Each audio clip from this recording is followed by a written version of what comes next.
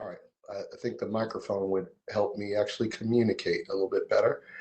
So thank you everyone for coming out today, and I appreciate our speaker today, uh, Angie Drobnic Holan, and she's going to be speaking to us in a presentation entitled Fact-Checking Journalism and Fact-Checking to Improve Information Quality.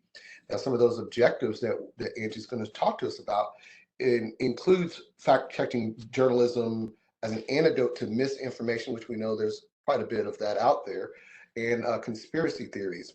She'll give an overview of some of her latest work with fact checkers in the US and around the world, and how fact checkers use evidence gathering techniques, evidence, important data, to debunk false information and discuss strategies for non-journalists, like most of the rest of us, to support more accurate information and make more informed decisions. Next slide, please. All right.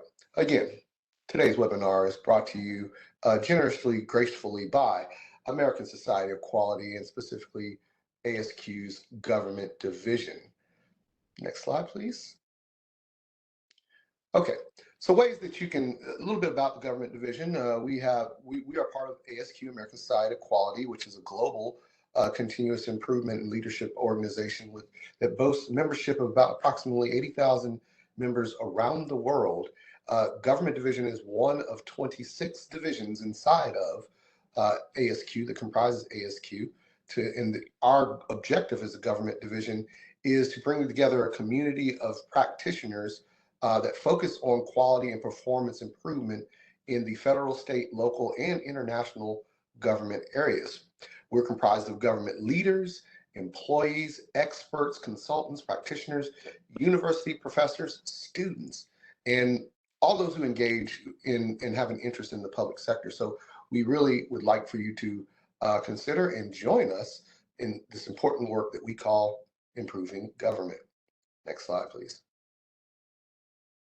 All right, so we'll have some more webinars coming up over the months.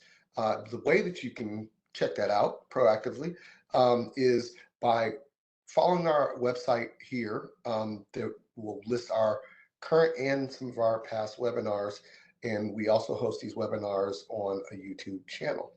Next slide, please. All right, so during the course of the presentation today, I know you're going to have some questions for Angie with this great information and how we can suss out, wheat from chaff, real from maybe not so accurate information. So please go ahead and use that Q&A section on your computer or your phone to enter your questions. And at the end of the presentation, we'll gather those questions and we'll deliver them to Angie for some answers. And even if we don't get to the question there, they will be forwarded to Angie so she can respond maybe outside the webinar sphere. And if you need to contact any of our Government Division officers, myself included, and you'd like to do a presentation, there is a website that you can contact us there. But without any further ado, it's my great pleasure to introduce our speaker of the day, Angie Drobnic Holan, and I'm turning it over to you, Angie. All right. Thank you for having me. Larry, can you hear me? Yes, I can. Okay, great. So I'm talking today about fact-checking journalism and fact-checking to improve information quality. And I'm hoping what you're going to take from this are some ideas about fact-checking. Maybe you'll learn a little bit more about the fact-checking journalism community and some ideas for how maybe you will fact-check in your own sphere. So let me start a little bit about the organization that I work for, PolitiFact. I'm editor-in-chief of PolitiFact. I oversee our fact-checking journalism. We are a website that was founded in 2007. Our goal then was simply to fact-check the 2008 presidential election. It was a pretty exciting election year. George W. Bush was term limited, so we had large primary fields of both the Democrats and the Republicans. The Tampa Bay Times had long had a commitment to covering presidential campaigns, and this year this particular year in 2008, they decided to launch a fact-checking website. It was part of this new thing called the internet. Some of you may be old enough to remember when a local newspaper could not reach a national audience because there was no internet. 2007 was a good year for us to launch, and we got immediate reader response. People liked our fact checks. They liked our fact checkings of the election. And then in 2009, we won the Pulitzer Prize for our fact checking, and the Pulitzer board praised us for our innovative online approach. So if you've heard of PolitiFact, you've probably heard of the Truthometer. One of the hallmarks of our site is that we have ratings. So most of the reports on our website are about a specific statement. Somebody said this somewhere, and our report goes through research and reporting to say if it is true or not. We present all the evidence in our report, and then we wrap it up with a Truthometer rating.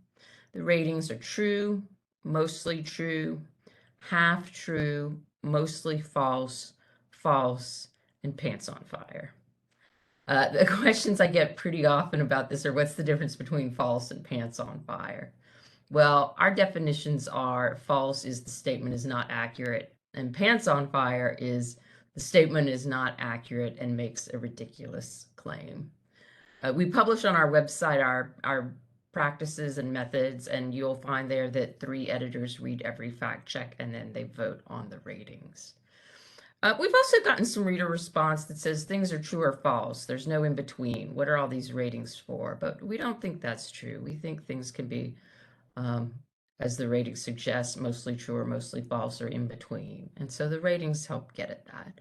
And for the most part, we found that readers really like the ratings. They find that it gives them a sense of how off or on the statement might be. Mostly in the past, we have focused on fact-checking politics, fact-checking politicians' claims since 2007. We fact-check over 20,000 statements about the economy, healthcare, taxes, foreign policy, and pop culture. During campaign season, we fact-check a lot of candidate speeches, we fact-check TV ads, we fact-check advocacy groups. When it's not election season, we fact-check things said about the federal government. And then in 2016, we launched a major initiative into fact-checking online misinformation. So in 2016, we became a founding member of Facebook's third-party fact-checking program. And in 2020, we began to help TikTok monitor misinformation. Now, I think probably most of you are more familiar with Facebook's program. It's been going longer, and I think Facebook has more of a general audience than TikTok, which is much younger. But if you've been on Facebook and you've been scrolling through your Facebook feed, you may see a gray screen that says, independent fact checkers have questioned this information. Are you sure you want to see it? Sometimes the messages are phrased a little bit differently, but that's the gist of it. And when you see that, it means a fact checker like PolitiFact or one of our colleagues has fact checked the claim and found it questionable. And you can click through if you want to see it, but it's just kind of like a little speed bump. And it's especially aimed for people who do not want to see misinformation, do not want to share misinformation on the internet. The TikTok program works a little bit differently. We advise TikTok on posts that might contain misinformation, and then TikTok uses that as one signal in its overall monitoring of its platform. About me, I am editor-in-chief of PolitiFact. I'm trained as a journalist and a librarian. I came up through newspapers in the Southeast. I have a master's in journalism from Columbia University and a master's of library science from University of South Florida. I've been working in newspapers for most of my career, and now my career is progressing. PolitiFact is primarily online. It was started by a newspaper, but is part of the new internet news culture. And currently I'm on leave from PolitiFact. I'm coming to you from Cambridge, Massachusetts. I have a Nieman Fellowship at Harvard University, and I'm studying how journalism supports democracy. And just briefly, um, journalism supports democracy by giving people accurate information that they can use to deliberate and debate. I mean, we could do a whole separate webinar on high quality information in a democracy. And that's what I've been spending my year on. So we know, I don't think I have to do a lot of work to convince you that misinformation is a big problem. But it's not exactly a new problem. Although I would say the internet seems to put it on steroids. So again, for those of you who remember the pre-internet days, I know I do, we had chain letters back then, letters mailed through the mail with conspiracy theories. We also had chain emails, and in PolitiFact's first couple of years, most of the online misinformation we fact-checked were from chain emails. So this is kind of like forward this to everyone you know kind of thing, written in all caps. And in the 2008 election, we fact-checked a lot of conspiracy theories about Barack Obama, about where he was born or where he was from. And most of that was spread by chain email. But then certainly in the 2012 election cycle, we started seeing viral misinformation spread on social media on steroids. But there are things that we can do to try to make the information environment better for journalists, for our readers, for public officials, for the public you serve. I have three big ideas for you for media literacy. And this is something that I think anyone, whatever position they are in society, can use these ideas to help improve the information environment for everyone. And that is slow down, think critically, and turn to trusted sources. What we find is that hoaxes and conspiracy theories especially tend to play on people's emotions. So people are online, they see something that upsets them, and they hit the share button before they can really think twice about it. That's the slow down part. We all need to, when we see something that we think is so upsetting that it has to be shared, we all have a responsibility to slow down and say, wait, is this really what I want to do? The thinking critically. This is who is sharing this information. I'm going to talk to you in a minute about a technique for looking into who is sharing misinformation. And sometimes people are sharing misinformation for their own purposes. So we have to think about who might that be. And then turning to trusted sources. These are sources that have a track record for accuracy and credibility. And there are ways to evaluate those sources as well. So one of the techniques we teach people is lateral searching. Lateral searching. It's a kind of a fancy term for a simple idea. If you see something suspicious, get off the page you're on and open a new tab. Google the misinformation you're seeing, and then quickly read what different sources say about it, who shared the information, and why did they share it. So if you see something like a very simple kind of conspiracy, or not a conspiracy, a hoax we see all the time, is that some celebrity has died. So you can just Google the celebrity's name, look through the news tab, see if reputable news organizations are reporting it, and you can quickly determine if what you saw was accurate or not. You can also find a big you can find information about who's sharing information. Are they advocacy groups? Are they companies? Do they have an interest in the issue? We're seeing more and more that advocacy groups will start their own websites that look like news websites, but are actually like promoting their own agenda, for good or ill. I mean, but they have a vested interest in sharing the information and seeing a certain outcome of the public debate. So you always have to be aware of that. And lateral searching is this terrific technique. I use it all the time. Stanford University has studied lateral searching, and it's how fact checkers fact check. And what they found was that people who were credulous and vulnerable to misinformation were too often just staying on the website where they found the misinformation and getting kind of sucked in deeper and deeper, instead of going outside and looking for what other sources had to say. You can also turn to the major fact checkers, and when you do the lateral searching, you may find some of the fact checkers' work. Now, I'm highlighting here some of the large US fact checkers, and these are websites and groups that have an ethos of looking for truth.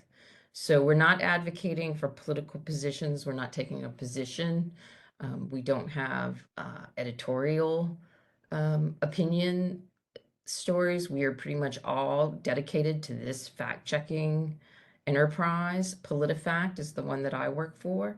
There's also factcheck.org, which is a very venerable site. They were one of the first fact checkers online, even before 2007. The Washington Post fact checker focuses quite a bit on politics. Snopes is a long-standing website that tends to focus more on pop culture. The Associated Press in recent years has launched into fact checking and publishes a lot of fact checking stories. And Lead Stories is one of the newer sites that focuses on debunking misinformation that's spread virally on the platforms such as Facebook and TikTok. Now, all of these websites are part of the fact-checking journalism community, and we are all signatories of the International Fact-Checking Network's Code of Principles. And I want to talk about this Code of Principles in a little bit more depth. This is a voluntary code that was started by fact checkers, where we said these are going to be the principles that we believe reputable fact-checking organizations should adhere to, and we're going to agree to adhere to these principles ourselves, and we're going to agree to have someone outside come and check and make sure we're doing what we say we're doing. This was started around 2015. After fact checkers started meeting internationally in London to compare best practices and the like. So the principles are, we have 5 principles. There's commitment to nonpartisanship, transparent sources, transparent funding and organization, the published methodology, and public corrections. And so if you go to the International Fact-Checking Network's Code of Principles website, you can get a lot more details on each of these 5 points.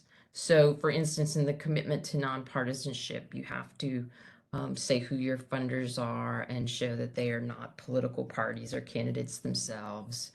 That goes along with the transparent sources. The transparent funding and organization. You have to list who are all the executives that help with the fact checking. On transparent sources, you have to list all your sources in a fact check so that it can be replicated by other fact checkers and even the public. The published methodology shows the way you treat most fact checks so that you're not showing favoritism, that you're using the same basic methods for fact checking all speakers. And then the public corrections, so important, even more important in recent years. We're all human, we're going to make mistakes. Reputable news organizations have published corrections policies and make corrections on their report. And that's for corrections that are both big and little. And I would say one of the marks of quality of any sort of organization that aspires to do journalism is having a published corrections policy and making corrections on a regular basis. So now I want to go to a few fact-checking examples from PolitiFact, and I'm going to talk in a little bit of depth about how we fact-checked these false claims. I've selected claims about elections that I thought would be particularly applicable to this audience. And I just want to talk through the techniques and especially the different types of evidence that we found to debunk these false claims. So these are published reports on our website. You can certainly use the text that you see here if you want to Google them and look at the whole source list. I just have screenshots here in this presentation. But our first example is this was you can see this photo. The photo on the site is actually from a video, and the claim on the Facebook post was that the video shows staffers stuffing ballots in Flint, Michigan. So this was being spread on Facebook, and it was our mission to say, is this true? Is this really good evidence that shows ballot stuffing in Michigan? Well, what we did first is we wanted to see if this video was from the location they said it was from. It's very common in hoax posts that they take video or still photographs from one area, and they will say, oh, shows from another area. So it's kind of like the geographic switcheroo. We took a screenshot from this video and we did a reverse image search. And pretty quickly we found that this was not video from Flint, Michigan. It was actually video from the Russian Federation.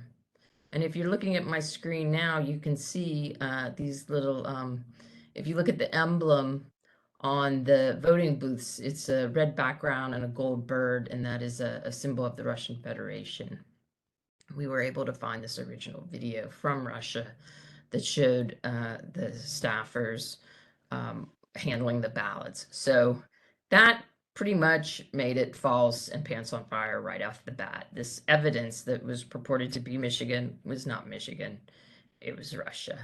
And I will say, this was not the first time that this video has been taken and claimed to be used to be from the United States. So not the first time, maybe not the last time.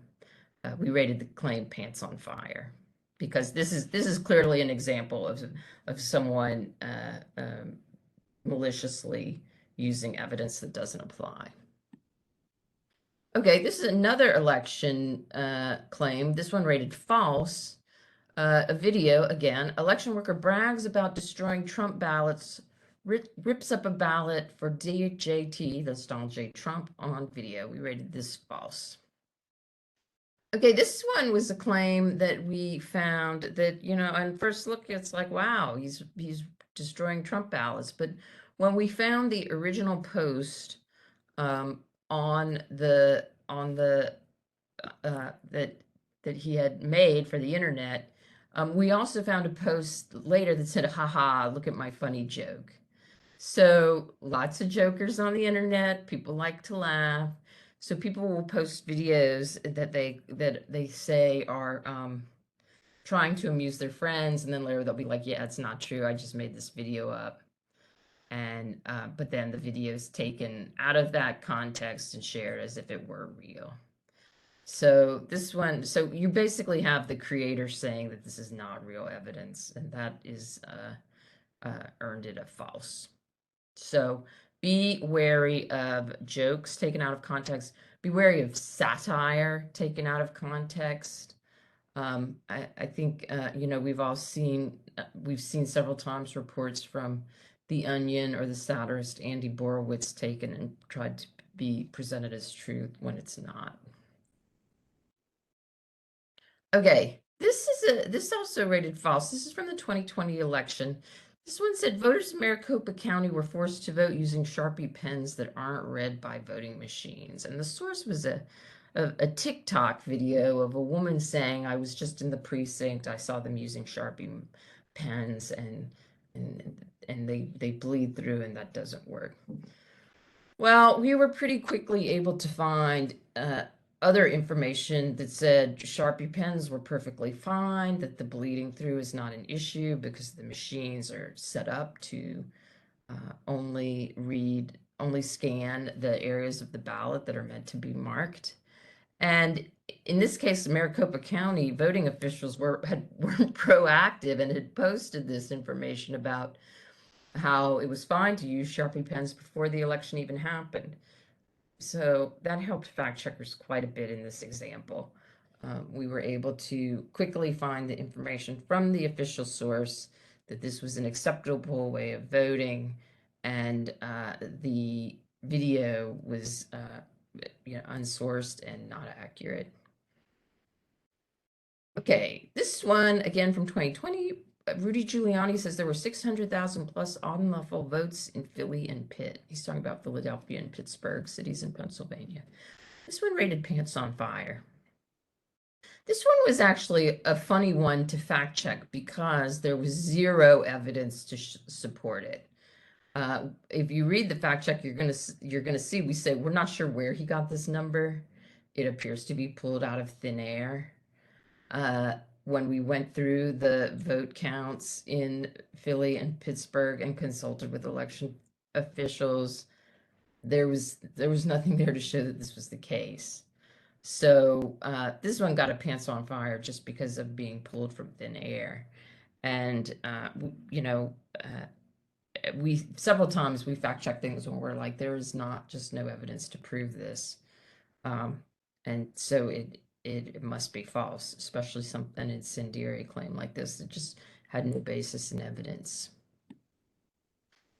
So, when do you want to do your own fact checking? So I'm just gonna put myself in your shoes in a bit, and maybe a fact checking journalist is approaching you and asking you about some false information. Maybe one of your constituents or customers has asked you if something is true.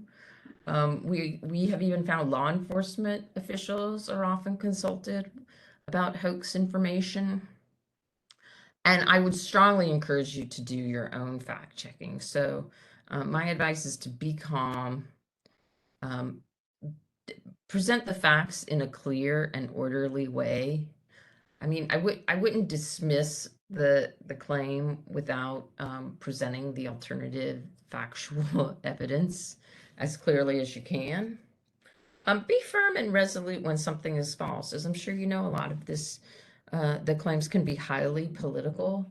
But be careful to, if something is false, be sure to clearly call it false.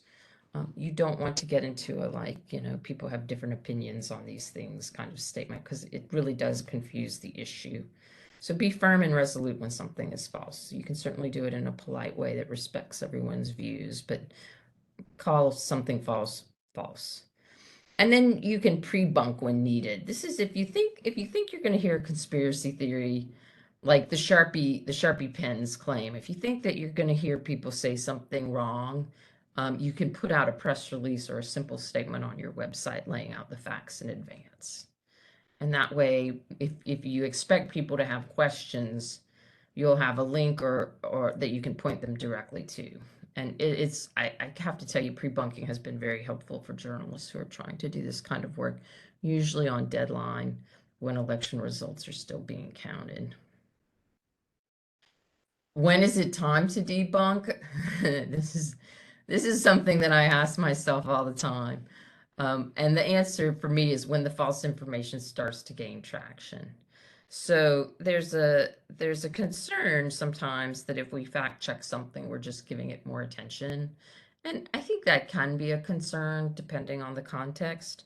But if more than one or two people have asked you about this, then I think that shows that the false information is gaining traction, and you do want to fact check it quickly. So um, it's better to try to nip misinformation in the bud before it spreads too much, rather than let it turn into a huge controversy and then come back and debunk it.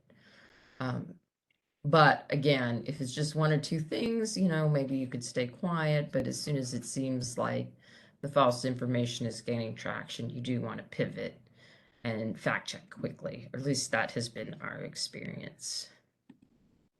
Okay, now that concludes my presentation, and we have about 20 minutes left for questions. I would love to take your questions. I know I went over a lot of information very quickly, but happy to take your questions in the chat, or if you want to. Actually, I shouldn't tell you how to put whatever questions. I will do my best to answer them. We And actually have please feel. questions coming through in the chat, so I'm very excited about that. Okay, great. I'm going to Awesome. stop sharing my screen here. Sure, if you would like. First question for you. How can we fact check against AL or deep fake videos? Assuming that's Oh, the yeah, AI. AI or deepfake videos. Yes. Yeah, let's talk about that. So our first approach for fact checking AI, artificial intelligence, or deepfake videos is that we are always looking to see where did this information come from. So a lot of times we're running into this information online, and it claims to represent the real world. And we want to say and ask, like, what is the origin of this information? In library science, they call it the provenance of the information. It's like, where was this information born? So that has been very helpful for us. Especially, let me talk about the fake videos. So we don't see a lot of what we would call deep fakes, but we see an awful lot of what I would call cheap fakes. So the idea of a deep fake is like you could take some video of someone and manipulate it and make it say something that it never said at all. And that is actually still technically quite challenging. You have to have a lot of high level video skills to pull this off. We are still not seeing deep fakes deployed widely. You see it sometimes. I've seen some really interesting examples of people like openly saying like, hey, we're trying to create a deep fake to see how this technology works. But it's very challenging. If you just have basic internet level video skills, you're probably not going to be able to make something that's convincing. You know, what we see are videos where the lips don't sync up to the words and that sort of thing. The cheap fakes, though, we have seen. Now, these are videos where someone's words are edited. So like maybe you take out the word not, you know, that's an easy way to cheap fake it. Or maybe you speed up video of someone or slow it down slowing down is more common to make them look like they're slurring their speech. We've seen videos of that where people are trying to make politicians appear drunk. But if you and the solution to this is like you go out and you find where the video was born and you find the original video. And then often you can compare the real video to the faked video.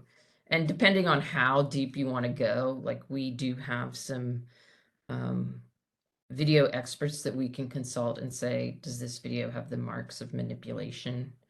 And they'll say like, yes, you can see that it was speeded up or slowed down, that sort of thing. The artificial intelligence is an interesting question. This has come up a lot more with Chat GPT. If you're not familiar with Chat GPT, this is a text creation engine that basically goes out all over the internet and see what's written about different topics, and then it tries to create a high level quality writing to answer your question. And sometimes there are errors in it. And with this, again, you fact check it the way you'd fact check any other piece of text. I mean, I think a lot of the discussion around the chat AI is that, you know, people recognize that it has errors in it because they're often asking about some area of knowledge that they have a lot of expertise in. And so you do have to fact check that sort of thing. Just the way you'd fact check anything else that you see on the internet. So those are the kind of we're kind of using the old school techniques for this new technology.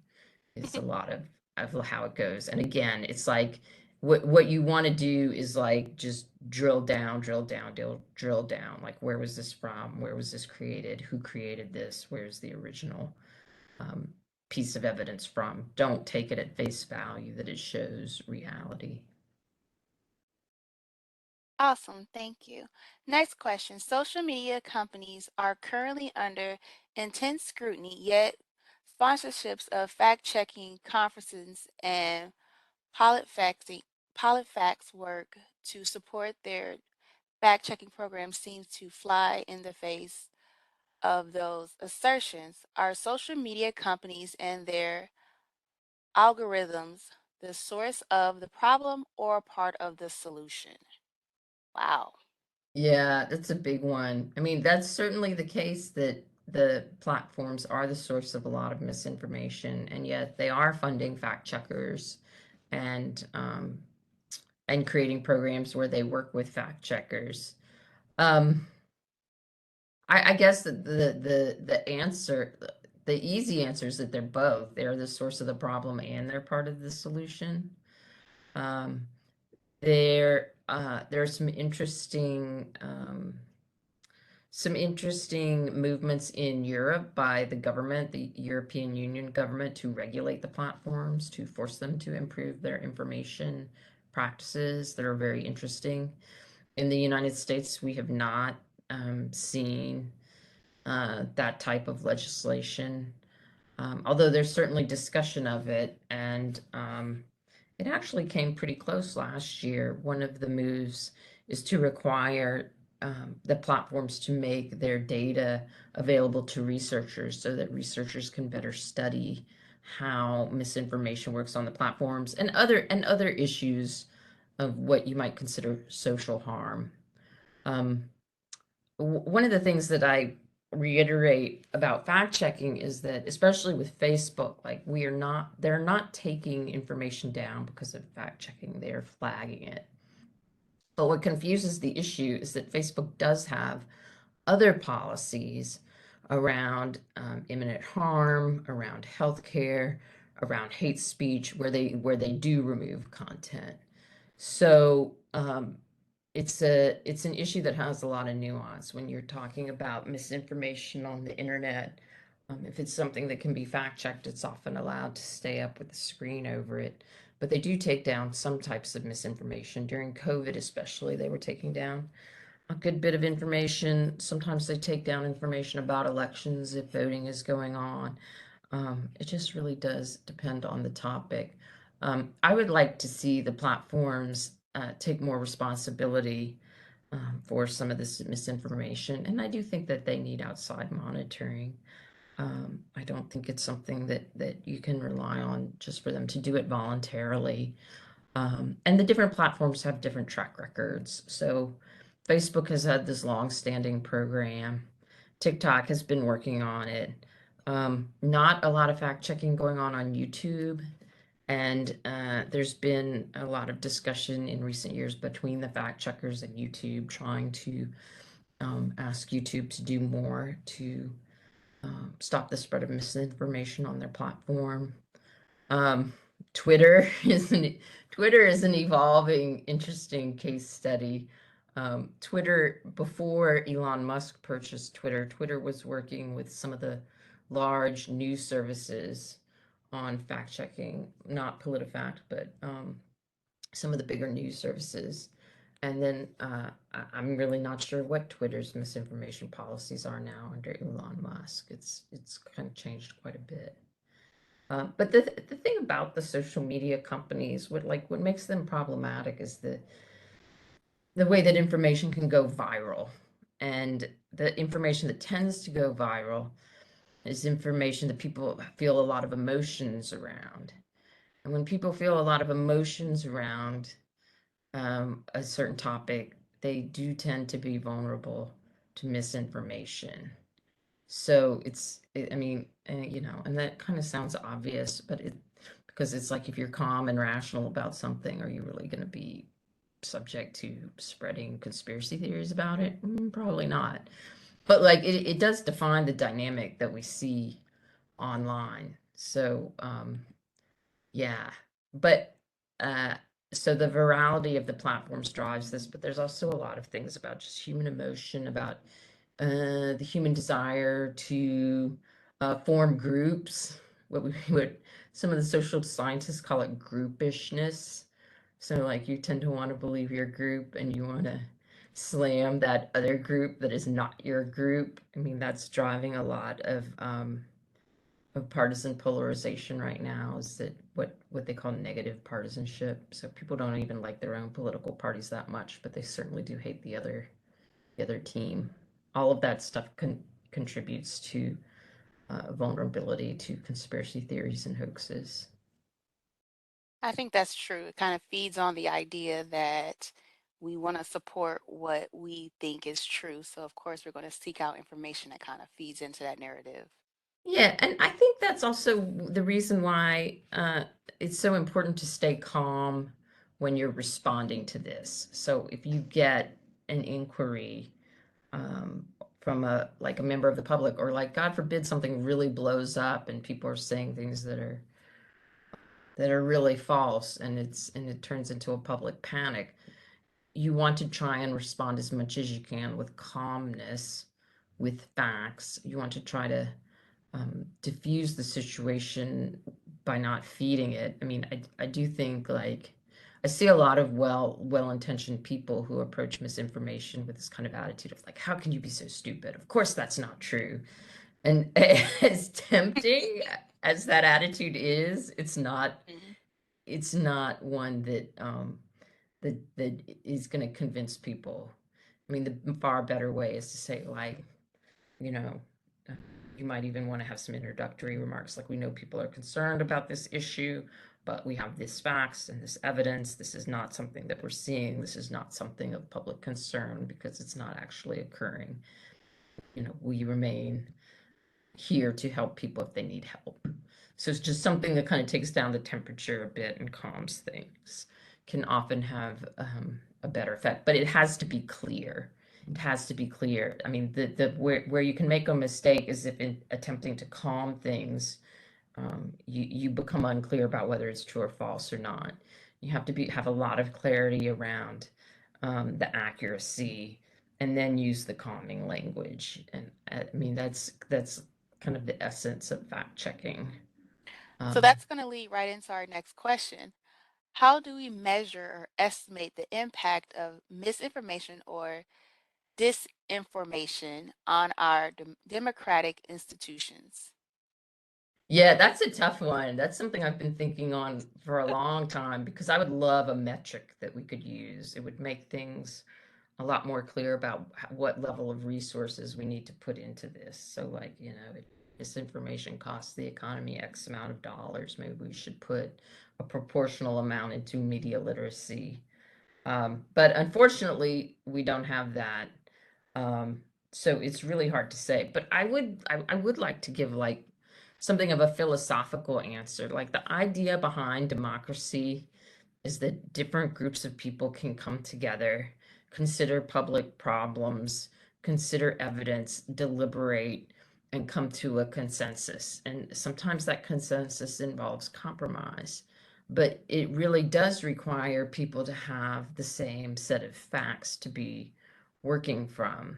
And I think that's what's making a lot of our politics feel so dysfunctional, is that there's not even agreement on what the problems are or how they function in the world. And I think we pretty much saw the low point of that in the disputes about the 2020 election that aren't over yet, where we followed our election norms and had a pretty secure election. I mean, there was a group in the Trump administration that said it was the most secure election we've ever had. As you saw in my presentation, a lot of the claims that we debunked were clearly false, and yet, um, it's still in dispute. Some people still don't believe it. Although I would say more people um, have accepted that the 2020 elections were valid elections. We saw a lot of the people who ran in 2022 on election-related conspiracy theories lose their elections. So I do think maybe the situation's getting a little better. It's hard to tell, but it clearly affects democracy, because if you can't come together and deliberate and reach a consensus or a compromise, it makes democracy very challenging, to say the least. Okay, one more. Does sentiment scoring play a part in identifying polarization or misinformation spread? Sentiment scoring. Um, I think sentiment scoring, it depends on it depends on what you mean by sentiment scoring. It depends on the context. Um, I would say that the social science does show some correlation between us and them thinking and vulnerability to misinformation spread. So if you see like this kind of like this outside group is an existential threat to us, you often see misinformation as well. So sometimes I'm asked, just because so much of the conspiracy thinking has been part of Donald Trump and that part of the Republican Party, if conservatives are more prone to misinformation. I would not say that.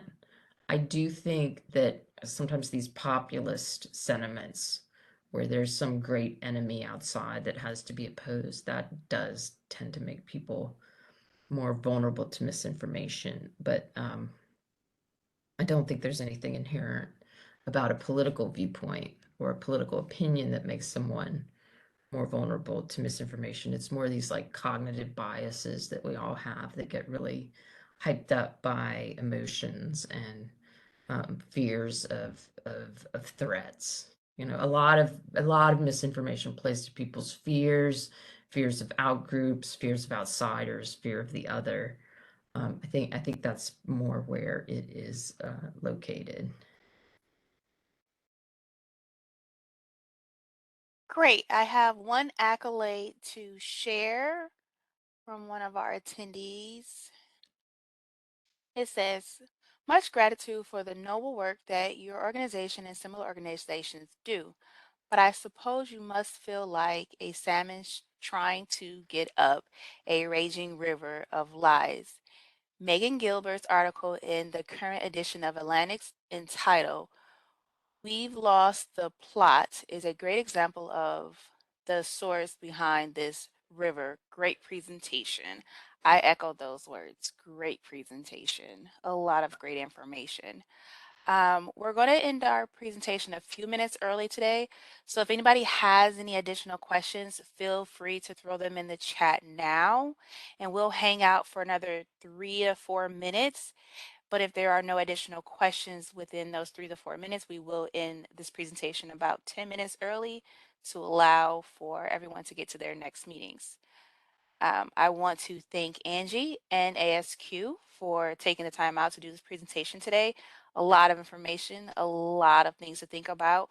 I agree. I think we're in a better space now where people are starting to use cooler minds and more leveled thinking before assuming such things that they see on media. We're starting to truly learn that maybe we shouldn't be so trusting in what slides across our screens as much as we used to think it might have already been fact checked before it hit our screens. So that's a great point to point out. I think even speaking for myself, from when I first started with social media, I didn't mind reading something and assuming it was true to today. I question almost everything that I see, and I'm kind of cautious, like, okay, you said it here. Let me check 4 or 5 other outlets before I even repost it now.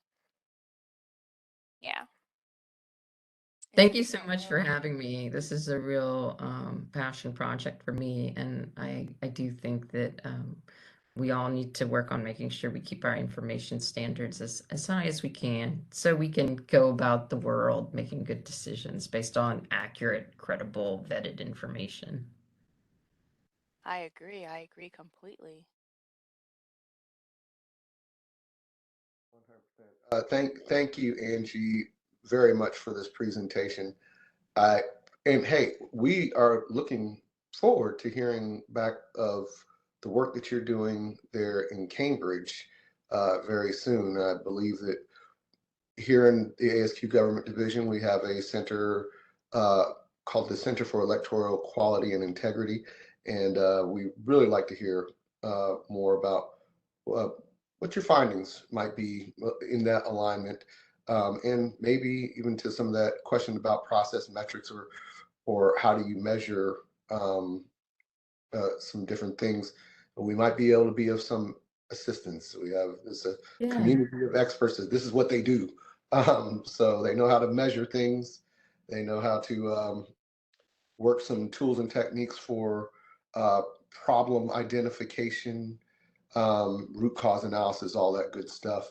Because I believe in our everyday lives, non-political, being able to identify problems, sources to those roots of those problems and root them out, and put preventive actions in place, but also in the form of our democracy.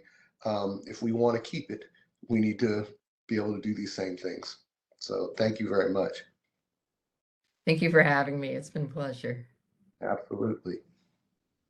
All right, that puts us exactly at 12:50. If there are no additional questions and I don't see anything in the chat, I thank everybody for attending, and I will stop the recording at this moment. Have a great afternoon, everyone. Thank you. Thank you. Bye. Have a great day.